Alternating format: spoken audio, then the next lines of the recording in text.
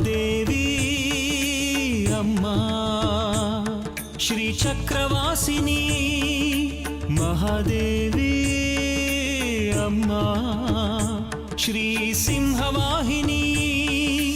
ಅವಳು ನೋಡಿದ್ರೆ ಯಾವ ಜಾತಿನೋ ಯಾವ ಕುಲದವಳು, ಬೇರೆ ಜಾತಿ ಆಗಿದ್ರೆ ಏನು ಮಾಡೋದು? ಮನೆಯೆಲ್ಲ ಮೈಲಿಗೆ ಆಗಲ್ವಾ? ಅವಳು ಯಾರು ಏನು ಅಂತ ಗೊತ್ತಾಗ್ಲೇಬೇಕು. ಅದು ಗೊತ್ತಾಗೋವರೆಗೂ ನನಗೆ ನೆಮ್ಮದಿ ಇಲ್ಲ, ಸಮಾಧಾನ ಇಲ್ಲ.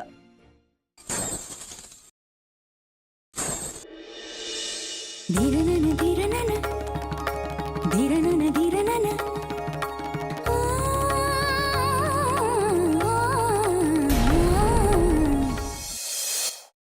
ಇಷ್ಟೆಲ್ಲ ಆಯ್ತಪ್ಪ. ಇಷ್ಟು ವರ್ಷದ ಮೇಲೆ ನೀವು ವಾಪಸ್ ಬರ್ತೀರಾ ಅನ್ನೋ ನಂಬಿಕೆ ನನಗೂ ಇರಲಿಲ್ಲ. ಆದರೆ ನೀವು ವಾಪಸ್ ಬಂದೇ ಬರ್ತೀರಾ ಅನ್ನೋ ನಂಬಿಕೆ ಇದ್ದ ಒಂದೇ ಜೀವ ಅಂದರೆ ಅಮ್ಮ. ಅವಳ ನಂಬಿಕೆ, ಪ್ರಾರ್ಥನೆ, ಆರಾಧನೆನೇ ನಿಮ್ಮನ್ನು ಉಳಿಸ್ತು, ಕಾಯ್ತು, ಇಲ್ಲಿ ಕರ್ಕೊಂಡು ಬಂತು. ಆದರೆ ನನ್ನ ಮಗಳು ಸುಂದರಿ ಉಳಿಸ್ಕೊಳಕ್ಕಾಗಲಿಲ್ಲ ನಮಗೆ. ಅವಳು ಹೋಗ್ಬಿಟ್ಲು ಅಂತ ನಿಮ್ಗೆ ಹೇಗೆ ಗೊತ್ತಾಯ್ತಪ್ಪ? ಹೀಗೆ ಗೊತ್ತಾಯ್ತು. ಅದೇ ಹೇಗೆ? ನೀವು ಊರು ಬಿಟ್ಟು ಹೋಗೋ ವೇಳೆಗೆ ಸುಂದರಿ ಇನ್ನೂ ಹುಟ್ಟೇ ಇರಲಿಲ್ಲ. ಅವಳು ಹುಟ್ಟಿದ್ಲು ಅನ್ನೋ ಸುದ್ದಿನೇ ನಿಮಗೆ ಮುಟ್ಲಿಲ್ಲ. ಆದರೆ ಅವಳು ಹೋಗ್ಬಿಟ್ಟಿದ್ದು ಹೇಗೆ ಗೊತ್ತಾಯ್ತು?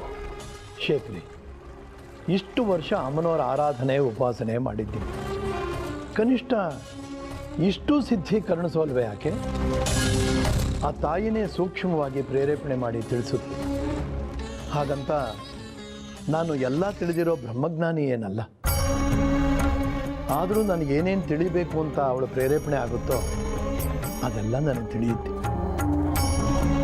ಖುಷಿಯಾಗತ್ತಪ್ಪ, ನಿಮ್ಮಂಥ ದಿವ್ಯಜ್ಞಾನಿಗಳು ನಮ್ಮನೇಲಿದ್ದಾರೆ ಅಂತ. ನೀವು ಸುಂದರಿ ಹೋಗೋಕೆ ಮುಂಚೆ ನಮ್ಮನೆಗೆ ಬರಬೇಕಿತ್ತು. ಅವಳು ಉಳ್ಕೋತಿದ್ಲೋ ಏನೋ. ಒಂದು ರೀತಿ ಅನ್ಯಾಯವೇ ಆಗೋಯ್ತು. ಅಮ್ಮನವ್ರ ಕೃಪಾ ಕಟಾಕ್ಷ ಇರೋ ಈ ಮನೇಲಿ ಹುಟ್ಟಿದ ಜೀವ ಅಮ್ಮನವ್ರ ವಿರೋಧಿ ಆಗಿಬಿಟ್ರು. ಅವಳು ಸತ್ತಿದ್ದು ಒಂದು ರೀತಿ ವಿಪರ್ಯಾಸವೇ ಆಗೋಯ್ತು. ಇರಲಿ ಬಿಡು, ಅಮ್ಮನವರು ಅವಳಿಗೆ ಸದ್ಗತಿ ನೀಡಿದ್ದಾರೆ. ಅಂದರೆ ನಮ್ಮ ಸುಂದರಿ ಅಮ್ಮನವ್ರನ್ನ ದ್ವೇಷಿಸ್ತಿದ್ಲು ಅನ್ನೋದು ನಿಮಗೆ ಗೊತ್ತಿತ್ತಾ? ಈಗೆಲ್ಲಿದ್ದಾಳೆ ಅನ್ನೋದು ಗೊತ್ತಾ? ನನಗೆ ಗೊತ್ತು. ಅಂದರೆ ನಮ್ಮ ಸುಂದರಿ ಇನ್ನೂ ಬದುಕೇ ಇದ್ದಾಳ? ಒಂದು ತರಹ ಬದುಕಿದ್ದಾಳೆ. ಇಲ್ಲಪ್ಪ, ಸಾಧ್ಯನೇ ಇಲ್ಲ. ಹೇಗಪ್ಪ ಇರ್ತಾಳೆ? ನಾನೇ ನನ್ನ ಕೈಯಾರೆ ಅವಳ ಅಗ್ನಿದಾನ ಮಾಡಿ ಬಂದಿದ್ದೀನಿ. ಸುಂದರಿ ದೇಹನೇ ಇಲ್ಲ ಅಂದಮೇಲೆ ಸುಂದರಿ ಎಲ್ಲಿರ್ತಾಳಪ್ಪ? ಆದರೆ ಸುಂದರಿ ಇದ್ದಾಳೆ. ಎಲ್ಲಿದ್ದಾಳಪ್ಪ? ಹೇಗಿರೋಕ್ಕೆ ಸಾಧ್ಯ? ಅವಳಿರೋದೇ ನಿಜವಾದರೆ ನನಗೆ ತೋರಿಸಿ, ಈಗಲೇ ತೋರಿಸಿ. ನಡೀರಿ ಹೋಗೋಣ ಸುಂದರಿ ಇರೋ ಜಾಗಕ್ಕೆ. ಹೇಳ್ತೀನಿ, ಸಮಯ ಬಂದಾಗ ಎಲ್ಲ ಹೇಳ್ತೀನಿ. ಆದರೆ ಆ ಮಹಾತಾಯಿ ಆಜ್ಞೆ ಇಲ್ಲದೆ ನಾನು ಏನೂ ಹೇಳೋ ಹಾಗಿಲ್ಲ.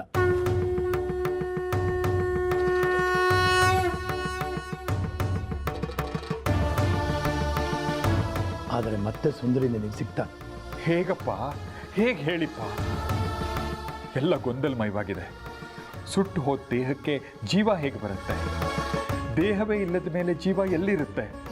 ದೇಹನ ವ್ಯಕ್ತಿ ಅಂತ ನಂಬಿದ್ರೆ ನೀನು ಮೋಸ ಹೋಗ್ತೀಯ.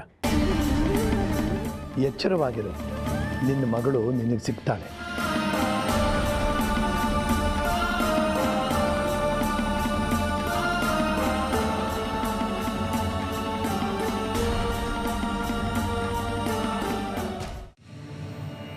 ಅವಳ ಹೆಸರು ಹೇಳಲ್ಲ, ಅವಳ ಹೆಸರು ಹೇಳಿ ಪೂಜೆನೂ ಮಾಡಲ್ಲ, ಅವಳ ಮುಖದರ್ಶನನೂ ಮಾಡಲ್ಲ, ಅವಳ ಸ್ತೋತ್ರನೂ ನಾನು ಹೇಳಲ್ಲ. ಅದಕ್ಕೆ ಗೋಡೆಗೆ ಮುಖ ಮಾಡ್ಕೋತಿರೋದು.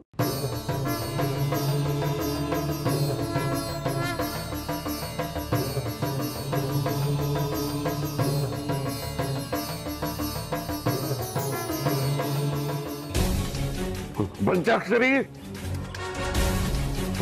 ಶಾಸ್ತ್ರಿಗಳೇ, ಮೊದಲು ಅದನ್ನು ತೆಗಿ ಅಂತ ಹೇಳಿದ್ನಲ್ಲ. ಆಯಿತು ತೆಗಿತೀನಿ.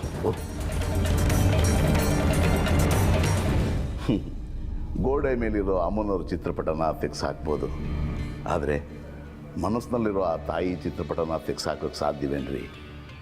ಅವಳು ಸರ್ವಾಂತರ್ಯಾಮಿ, ಸಕಲ ಚರಾಚರ ವಸ್ತುಗಳಲ್ಲೂ ಅವಳಿದ್ದಾಳೆ. ಇಲ್ಲ, ನನ್ನಲ್ಲಿಲ್ಲ. ತಾಯಿ ನನ್ನಲ್ಲಿಲ್ಲ. ಕಾಪಾಡು ತಾಯಿ ಇವನಿಂದ. ಆಗೋದಿಲ್ಲ ರೀ ಶಾಸ್ತ್ರಿಗಳೇ, ಆಗೋದಿಲ್ಲ. ಇದನ್ನೇ ಅಮ್ಮನವ್ರ ಮೇಲಿರೋ ಮಮತೆ ಅನ್ನೋದು, ಇದನ್ನೇ ಆಸ್ತಿಕತೆ ಅನ್ನೋದು. ದೇವರನ್ನ ನಂಬಿರುವಾಗ ಆ ತಾಯಿ ಶಕ್ತಿ ಗೊತ್ತಾಗೋದಿಲ್ಲ ರೀ. ಒಂದು ವೇಳೆ ಅದನ್ನು ಬಿಟ್ಟ ಮೇಲೇ ಅದರ ಕಷ್ಟ ಏನು ಅಂತ ಗೊತ್ತಾಗೋದು. ಹಾಗೇನಿಲ್ಲ, ಇರ್ಬಲ್ಲೆ. ಅಮ್ಮನವ್ರನ್ನ ಬಿಟ್ಟು ನಾನು ಇರ್ಬಲ್ಲೆ, ಇರ್ತೀನಿ. ಇದ್ದು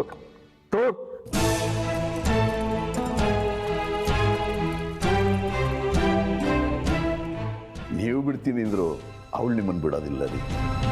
ನೋಡಿ, ಮಾತಿಗೂ ಅಮ್ಮನವ್ರ ಹೆಸರನ್ನೇ ತಗೊಳ್ತಿದ್ದೀರಿ. ಅರಸ ಒಬ್ಬನಲ್ಲ, ಮೂವರು ನಮ್ಮನ್ನು ಆಡೋರು. ನರ, ಕರುಮ, ದೈವಗಳು. ಅರ್ಥ ಮಾಡ್ಕೊಳ್ಳಿ, ನಾವೆಣಿಸ್ತಂತೆ ಏನು ನಡೆಯೋದಿಲ್ಲ, ಎಲ್ಲ ಪೂರ್ವ ನಿಯೋಜಿತ. ನಾವು ನೆಪ ಮಾತ್ರ. ಸಾರ್ಥಕತೆಗೆ, ಸಾಧನೆಗೆ ಬದುಕು, ಸ್ವಾರ್ಥಕ್ಕಲ್ಲ.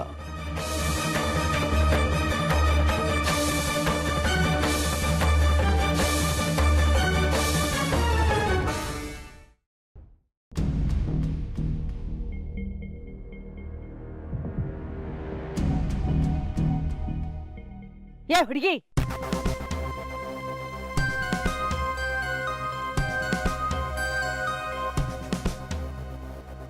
ಯಾರೇ ನೀನು?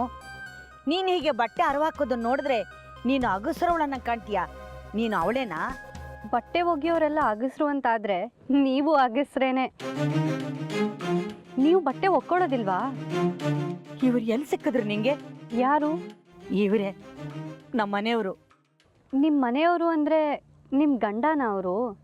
ಹಾಗೆಲ್ಲ ಹಗುರವಾಗಿ ಮಾತಾಡಬೇಡ ನಮ್ಮ ಯಜಮಾನ್ರ ಬಗ್ಗೆ. ಐನೋರ್ ನೋಡಿದ್ರೆ ಶಾಂತವಾಗಿ ಸಾಧು ಸನ್ಯಾಸಿಗಳ ತರ ಇರ್ತಾರೆ. ನೀವ್ಯಾಕೆ ಯಾವಾಗ್ಲೂ ಗುರ್ರ ಅಂತಿರ್ತೀರಾ? ನಾನು ಇರೋದೇ ಹಾಗೆ. ಹೇಳು, ಎಲ್ಲಿ ನೀನು? ಆ ಬಿಸಿಲು ಮಾರಿ ಇದ್ದಾಳಲ್ಲ, ಅದೇ ನಮ್ಮೂರು. ಮತ್ತೆ ಬಿಸಿಲು ಮಾರಿ ಚಳಿ ಮಾರಿ ಅಂತ ಶುರು ಮಾಡಬೇಡ. ಹೇಳು, ನಿನ್ನ ಹೆಸರೇನು? ಮಲ್ಲಿಗೆ ಹೂವಿನ ಹೆಸರು ಕೇಳಿದೀರಾ? ಅಂದ್ರೆ ನಿನ್ನ ಹೆಸರು ಮಲ್ಲಿಗೆನಾ? ಅಲ್ಲ, ಮತ್ತೆ ಅದ್ರ ಘಮ ಜಾಜಿ ಮಲ್ಲಿಗೆ. ಜಾಜಿ ಅಂತ ನನ್ನ ಹೆಸರು. ಮಲ್ಲಿಗೆ ಅಂತನೂ ನಮ್ಮಪ್ಪ ನನ್ನ ಹೆಸರು ಜೊತೆ ಸೇರಿಸಿದ್ದ. ಅದು ಕರಿಯೋದಕ್ಕೆ ಉದ್ದ ಆಗುತ್ತೆ ಅಂತ ಮನ್ಸು ಬದಲಾಯಿಸಿ ಜಾಜಿ ಅಂತಿಟ್ಟ. ಜಾಜಿನೋ ಸೂಜಿನೋ ಇವ್ರ ಜೊತೆ ಯಾಕೆ ಬಂದೆ? ಎಷ್ಟು ದಿವಸದಿಂದ ಇವ್ರ ಜೊತೆಲಿ ಇದೆಯಾ?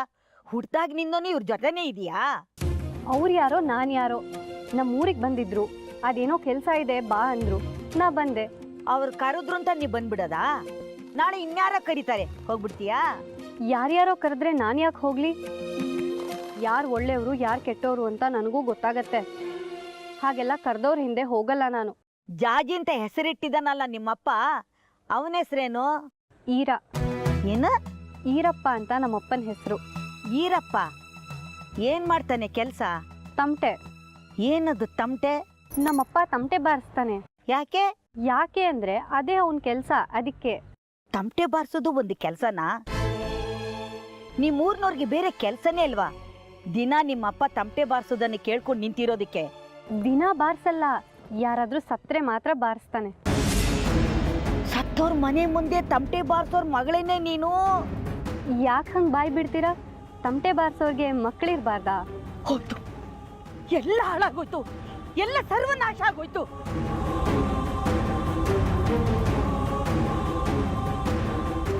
ಎಲ್ಲ ಅಪವಿತ್ರವಾಗೋಯ್ತು. ಇದು ಮನೆಯನ್ನೆಲ್ಲ ಶುದ್ಧ ಮಾಡಬೇಕು.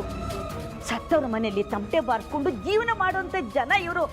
ಅಂಥವ್ರು ಬದುಕಿರೋ ಜನಗಳ ಮನೆ ಒಳಗಡೆನೆ ನುಗ್ಬಿಟ್ರಲ್ಲ, ಹೋಯ್ತು, ಎಲ್ಲ ಹಾಳಾಗೋಯ್ತು. ರಾಜಲಕ್ಷ್ಮಿ, ನಾನು ಊರು ಬಿಟ್ಟು ಹೋಗಿ ಬಹಳ ವರ್ಷಗಳೇ ಆಯಿತು. ಆ ಮಹಾತಾಯಿ ದರ್ಶನ ಮಾಡಬೇಕು ಅಂತ ನನ್ನ ಮನಸ್ಸು ಹಾತೊರಿತಾ ಇದೆ. ಮೊದಲೇನೇ ದೇವಸ್ಥಾನಕ್ಕೆ ಹೋಗಬೇಕಾಗಿತ್ತು. ಆದರೆ ಈಗ ಮೊದಲು ಮಾಡಬೇಕಾದ ಕೆಲಸ ಆ ಮಹಾತಾಯಿ ದರ್ಶನ. ಸುಂದರಿ, ತ್ರಿಪುರ ಸುಂದರಿ, ಬಾಮ್ಮ, ಆ ತಾಯಿ ದರ್ಶನ ಮಾಡಿಕೊಂಡು ಪ್ರಸಾದ ತಗೊಂಡು ಬರೋಣ. ಏನು ಮಾತು ಅಂತ ಆಡ್ತಿದ್ದೀರಿ? ಅವಳು ಸುಂದ್ರಿ ಅಲ್ಲ. ಸುಂದ್ರಿನೇ ಇಲ್ಲದೆ ಈ ಮನೆಯಲ್ಲಿ ಇನ್ಯಾವಳ ಸುಂದ್ರಿ ಅಂತ ಯಾಕೆ ಕರಿತಿದ್ದೀರಿ? ಇವಳು ಸುಂದರಿನೇ. ಅವರವರ ಭಾವಕ್ಕೆ, ಅವರವರ ಭಕುತಿಗೆ ಅವರವರ ತೆರನಾಗಿ ಇರುತ್ತಿಹನು ದೈವ ಅನ್ನೋ ಹಾಗೆ ನಾವು ಯಾರನ್ನ ಯಾವ ದೃಷ್ಟಿಯಲ್ಲಿ ಕಾಣ್ತೀವೋ ಹಾಗೆ ನಮ್ಮ ಮನಸ್ಸಿನಲ್ಲೂ ಕಾಣ್ತೀವಿ. ನೀನು ಹಾಗೆ ತಿಳ್ಕೊ. ನೀವು ಅಂದ್ಕೊಳ್ಳಿ ಬೇಕಾದ್ರೆ, ಆದರೆ ನನಗಾಗಲ್ಲ. ನನಗವಳನ್ನು ಸುಂದರಿ ಅಂತಲೇ ಕರಿಬೇಕು ಅನಿಸುತ್ತೆ. ನಾನು ಹಾಗೆ ಕರಿತೀನಿ. ನಿಂದೇನು ಅಭ್ಯಂತರ ಇಲ್ಲ ತಾನೇ?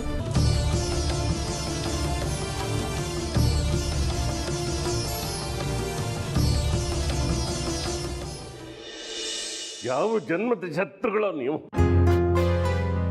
ಈ ಜನ್ಮದಲ್ಲಿ ಸೇಡು ತೀರಿಸ್ಕೊಳ್ಳೋಕ್ಕೆ ಅಂತಾನೆ ನಮ್ಮನೆಗೆ ಬಂದಿದ್ದೀರ.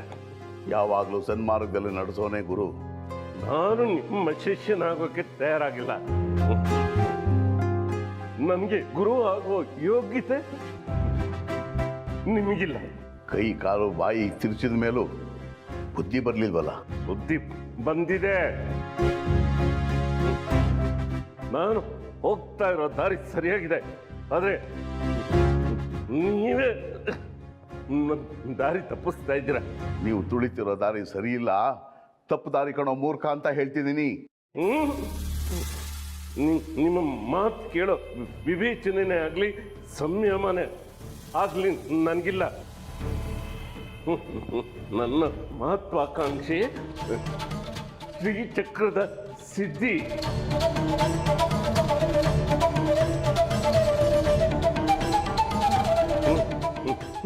ಇನ್ನು 32 ದಿನಗಳು ಮಾತ್ರ ಉಳಿದಿರೋದು.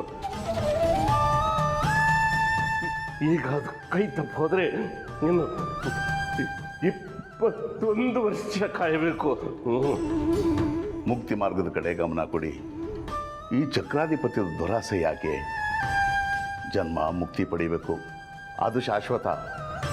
ಮಿಕ್ಕಿದ್ದೆಲ್ಲ ಅಸ್ಥಿರ. ಶ್ರೀಚಕ್ರ ಪಡಿಬೇಕು ಅಂತ ಸಂಕಲ್ಪ ಮಾಡಿದ್ದಾಗಿದೆ. ಅದಕ್ಕೆ ದೇಹ ಮನಸ್ಸು ಎರಡು ಸ್ವಾಸ್ಥ್ಯದಲ್ಲಿರಬೇಕು. ಅದಕ್ಕೆ ಈ ಪ್ರಯತ್ನ. ದೇವರನ್ನು ಪೂಜಿಸೋದಕ್ಕೆ ದೇಹ ಆರೋಗ್ಯವಾಗಿರಬೇಕು, ಕೆಟ್ಟದನ್ನು ಮಾಡೋದಕ್ಕೆ ದೇಹ ಸ್ವಸ್ಥವಾಗಿರಬೇಕು ಅಂತ ಬಯಸಬಾರ್ದು. ನಿಮಗೆ ಅದು ಸರಿ, ನನಗೆ ಇದು ಸರಿ. ನನಗೆ ಬೇಕಾದ್ದನ್ನು ಪಡ್ಕೊಳ್ಳೋದಕ್ಕೋಸ್ಕರ ಕಡ್ಕಿ ಮಾತನ್ನ ಕೇಳ್ತಾ ಇದ್ದೀನಿ. ಇದ್ರಲ್ಲಿ ತಪ್ಪೇನಿದೆ? ವಿನಾಶಕಾಲಕ್ಕೆ ವಿಪರೀತ ಬುದ್ಧಿ. ಅಮ್ಮನವರ ಆರಾಧಕರಾಗಿದ್ದವರು ಶತ್ರು ಆಗೋ ಹೊರಟಿದ್ದೀರಿ. ಜಯ ವಿಜಯರಿಗೆ ಋಷಿ ಮುನಿಗಳು ಶಾಪ ಕೊಟ್ಟಾಗ ಇನ್ನು 3 ಜನ್ಮ ಹರಿಗೆ ಶತ್ರುಗಳಾಗಿರ್ತೀವಿ ಅಂತ ಹೇಳಿದ್ರಲ್ಲ, ಆದ್ರೆ ಶ್ರೀಹರಿಗೆ ಅವರು ಶತ್ರುಗಳಾಗ್ಬಿಟ್ರ? ಅದು ಭಕ್ತಿಯ ಮತ್ತೊಂದು ರೂಪ. ಶ್ರೀಹರಿಯನ್ನು ಬಿಟ್ಟಿರಲಾಗದ ಭಕ್ತಿಯ ಪರಾಕಾಷ್ಠೆ. ಹಾಗೆ ನಾನು ಅಂದ್ಕೊಳ್ಳಿ, ಅಮ್ಮನವ್ರ ಉಪಾಸನೆಗಾಗಿ ಒಂದು ದಿನ ನಾನು ಅಮ್ಮನವ್ರಿಗೆ ದೂರ ಆಗಿರ್ತೀನಿ. ಹೊಲಸು ತಿನ್ನಬೇಡಿ ಅನ್ನೋದು ನನ್ನ ಧರ್ಮ. ತಿಂದೇ ತಿಂತೀನಿ ಅಂದರೆ ಅದು ನಿಮ್ಮ ಕರ್ಮ. ನೀವು ನನ್ನ ಸ್ಥಾನದಲ್ಲಿ ನಿಂತು ಯೋಚಿಸಿ. ಬೇಡ ಸ್ವಾಮಿ, ಅಂಥ ಕರ್ಮ ನನಗೆ ಯಾಕೆ? ಕನಸು ಮನಸ್ಸಿನಲ್ಲೂ ನಿಮ್ಮ ಸ್ಥಾನಕ್ಕೆ ನಾನು ಬರೋದಕ್ಕೆ ಇಷ್ಟಪಡೋದಿಲ್ಲ. ಎಲ್ಲ ಇದ್ದು ಸಂತೋಷ ಅನುಭವಿಸೋಕ್ಕಾಗದೇ ಇರೋ ನಿತ್ಯದಾರಿದ್ರ್ಯ ನಿಮ್ಮದು. ನಾನು ನಿರ್ಧಾರ ಮಾಡಿ ಆಗಿದೆ. ದಿಕ್ಕು ಬದಲಾಯಿಸೋ ಹಾಗೆ ಇಲ್ಲ. ಶ್ರೀಚಕ್ರದ ಹಸಿವಿದೆ ನನಗೆ. ಹೊಟ್ಟೆ ಹಸಿದೆ ಅಂತ ಕಂಡವನು ಯಾವನೋ ನನ್ನನ್ನು ಹುಟ್ಟಿಸಿದಪ್ಪ ನೀನೇ ಅನ್ನು ಅಂತಂದರೆ ಅಂದ್ಬಿಡ್ತೀರಾ? ಅಂದ್ಬಿಡ್ತೀರೇನೋ? ವ್ಯಾಮೋಹ ದುರಾಸೆ ಮನಸ್ಸಿನ ಕಣ್ಣಿಗೆ ಪೊರೆ ಬರೆಸಿದೆ. ನನ್ನ ಪರ್ವಕಾಲದಲ್ಲಿ ಕೈ ಕಾಲನ್ನೇ ಕಿತ್ಕೊಂಡ್ರು ನಿಮ್ಮ ಅಮ್ಮನವರು. ಇಂಥ ಸಮಯದಲ್ಲಿ ನನಗೆ ಕೈ ಕಾಲು ಕೊಡ್ತೀನಿ ಅಂತಿದ್ದಾನೆ ಆ ಕಡ್ಕಿ. ಒಪ್ಕೊಳ್ಳೋ ತಪ್ಪ? ಆರೋಗ್ಯ ಕೆಟ್ಟರೆ ನಾವು ವೈದ್ಯರ ಹತ್ರ ಹೋಗಲ್ವಾ? ಹಾಗೆ ಅಂದ್ಕೊಳ್ಳಿ. ಈಗ ನನಗೆ ಕಡ್ಕಿನೇ ವೈದ್ಯ. ಆ ಮಹಾತಾಯಿ ನಂಬಿ ಅವಳೇ ವೈದ್ಯ ಮಾಡ್ತಾಳೆ. ಯಾವ ವೈದ್ಯನೂ ಅಮ್ಮನವ್ರನ್ನ ನೋಡಬೇಡಿ, ಆ ಮಹಾತಾಯಿನ ಸ್ತುತಿಸಬೇಡಿ ಅಂತ ಹೇಳೋದಿಲ್ಲ. ನಾನು ಮಾಡೋ ಎಲ್ಲ ಕಾರ್ಯಕ್ಕೂ ಕುತರ್ಕವೇ ನಿಮ್ಮದು. ನಿಮ್ಮ ಮುಂದೆ ತಲೆ ಕೆಚ್ಕೋಬೇಕು ನಾನು. ಅಮ್ಮನವರಿಂದ ಒಂದು ದಿವಸ ದೂರವಾದರೆ ನನ್ನ ಕೈಕಾಲುಗಳು ಸರ ಹೋಗುತ್ತೆ. ಅದಕ್ಕೆ ಸಹಾಯ ಮಾಡಿ ಅಂತ ಅಂದರೆ ನನ್ನ ಧೈರ್ಯನ ಇನ್ನೂ ಕುಂದಿಸ್ತಾ ಇದ್ರ ನೀವು. ನನಗೆ ಗೊತ್ತು ಅಮ್ಮನವರಿಂದ ಮುಕ್ತಿ ಪಡೆಯೋದಕ್ಕೆ, ಬಿಡುಗಡೆ ಪಡೆಯೋದಕ್ಕೆ ಯಾರು ಸಹಾಯ ಮಾಡ್ತಾರೆ ಅಂತ ನನಗೆ ಗೊತ್ತು. ಅಲ್ಲೇ ಪಡ್ಕೋತೀನಿ.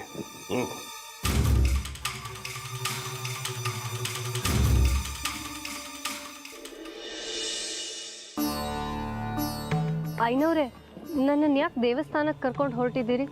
ನೋಡಮ್ಮ, ಆ ಮಹಾತಾಯಿ ಆಡಿಸಿದಂಥ ಗೊಂಬೆ ನಾನು. ಆ ಮಹಾತಾಯಿ ಏನು ಸೂಚಿಸ್ತಾರೋ ಹಾಗೆ ಮಾಡ್ತೀನಿ ನಾನು. ಈಗ ಅಮ್ಮನವರು ಚಕ್ರಾಪುರಿಗೆ ನೀನು ಕರ್ಕೊಂಬ ಅಂತ ಹೇಳಿದ್ರು, ಕರ್ಕೊಂಬಂದಿದ್ದೀನಿ. ಹೌದಾ? ಹಾಗಾದ್ರೆ ಅಮ್ಮನವ್ರಿಗೆ ನಾನು ಯಾರು ಅಂತ ಗೊತ್ತಾ? ಅಮ್ಮನವ್ರೇ ನಿಜವಾಗ್ಲೂ ನಿಮ್ಗೆ ಹೀಗೆ ಹೇಳಿದ್ರಾ? ನೀವು ಅವ್ರನ್ನ ನೋಡಿದ್ದೀರಾ?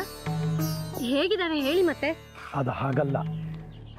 ಆ ಮಹಾತಾಯಿ ತನ್ನ ರೂಪದಲ್ಲಿ ಯಾವಾಗಲೂ ದರ್ಶನ ನೀಡೋಲ್ಲ. ನೀಡಿದ್ರೂ ಅದು ನಮಗೆ ಗೊತ್ತಾಗಲ್ಲ. ಮನಸ್ಸಿಗೆ ಗೋಚರ ಆಗೋ ಹಾಗೆ ಸೂಕ್ಷ್ಮವಾಗಿ ಪ್ರಚೋದನೆ ನೀಡ್ತಾಳೆ. ಅದ್ಯಾಕೆ ಹಾಗೆ? ಅಮ್ಮನವರು ನಿಮಗೆ ಮಾತ್ರ ಪ್ರಚೋದನೆ ನೀಡ್ತಾರೆ, ನಮ್ಮಂಥವ್ರ ಜೊತೆ ಯಾಕೆ ಮಾತಾಡಲ್ಲ? ಆ ಮಹಾತಾಯಿ ಎಲ್ರಿಗೂ ಸೂಕ್ಷ್ಮಗಳನ್ನ ತಿಳಿಸ್ತಾನೆ ಇರ್ತಾಳೆ, ಎಲ್ರಿಗೂ ಏನಾದರೂ ಹೇಳ್ತಾನೆ ಇರ್ತಾಳೆ. ಆದರೆ ಜನರ ಮನಸ್ಸು ಚಂಚಲ. ಸದ್ದು ಗದ್ದಲಗಳು ಮಾಡಿಕೊಂಡು ತಾಯಿ ಹೇಳೋ ಮಾತುಗಳನ್ನ ಕೇಳಿಸ್ಕೊಳ್ಳೋದೇ ಇಲ್ಲ. ಮನಸ್ಸನ್ನು ನಿಶ್ಶಬ್ದ ಸ್ಥಿತಿಯಲ್ಲಿ ಇಟ್ಕೊಂಡ್ರೆ ಆ ತಾಯಿ ಆಡೋ ಒಂದೊಂದು ಮಾತುಗಳು ಕೂಡ ನಮಗೆ ಕೇಳಿಸುತ್ತೆ. ಹೌದಾ? ಹಾಗಾದ್ರೆ ನಾನು ಕಣ್ಮುಚ್ಕೊಂಡು ಅಮ್ಮನವ್ರ ಧ್ಯಾನ ಮಾಡ್ಲಾ? ಏನಾದರೂ ಹೇಳ್ತಾಳೇನೋ ಕೇಳಿಸ್ಕೊತೀನಿ. ಹಾಗೆಲ್ಲ ಒಂದೇ ಸಲ ಏಕಾಗ್ರತೆ ಬರೋಲ್ಲ ಮಗು, ಸಾಧಿಸಬೇಕಾಗತ್ತೆ. ಮುಂದೆ ಅವಳೇ ನಿನ್ನ ಹತ್ರ ಬರಬಹುದೋ ಏನೋ, ಯಾರಿಗೆ ಗೊತ್ತು? ಕೋಟಿ ಜೀವರಾಶಿಗಳಲ್ಲಿ ನಿನ್ನನ್ನೇ ಅವಳು ಆರಿಸ್ಕೊಂಡಿದ್ದಾಳೆ ಅಂದರೆ ನಿನ್ನಿಂದ ಅವಳಿಗೆ ಏನೋ ಕೆಲಸ ಆಗಬೇಕಾಗಿದೆ ಮುಂದೆ. ನೋಡು, ಆಗಲೇ ನಿನ್ನಲ್ಲಿ ಬದಲಾವಣೆ ತರೋದಕ್ಕೆ ಶುರು ಮಾಡಿದ್ದಾಳೆ. ನನ್ನಲ್ಲಿ ಏನು ಬದಲಾವಣೆ ಆಗಿದೆ? ನಿನ್ನ ಭಾಷೆ.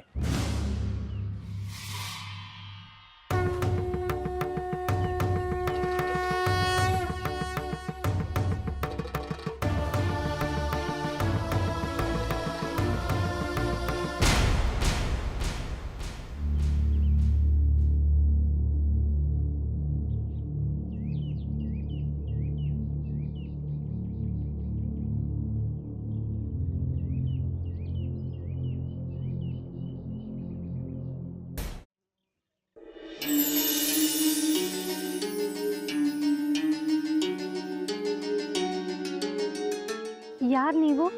ಗೊತ್ತಿಲ್ವಾ ನಿನಗೆ? ಎಲ್ಲೋ ನೋಡಿದ ನೆನಪು. ಹಾಗೆ ನೆನಪಿಸ್ಕೊ, ನೆನಪಾಗತ್ತೆ.